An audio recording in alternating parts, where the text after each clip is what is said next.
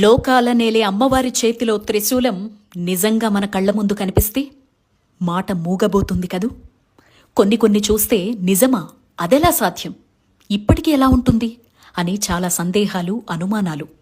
మన కళ్ళు మనల్నే నమ్మలేని నిదర్శనాలు. మహిషాసురుణ్ణి అమ్మవారు సంహరించిన త్రిశూలం చూస్తారా? రండి చూపిస్తా. ఇదే ఆ త్రిశూలం.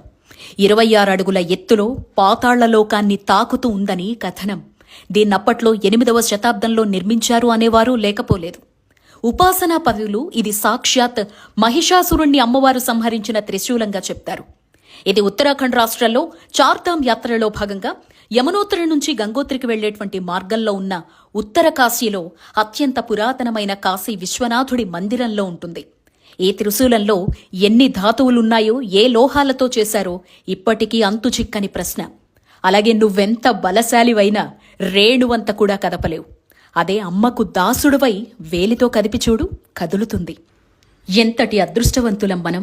నేటికి సజీవ సాక్ష్యంగా దేవతలు మన కోసం ఉంచి వెళ్లినవి చూడగలుగుతున్నాం, స్పృశించగలుగుతున్నాం, దర్శించగలుగుతున్నాం.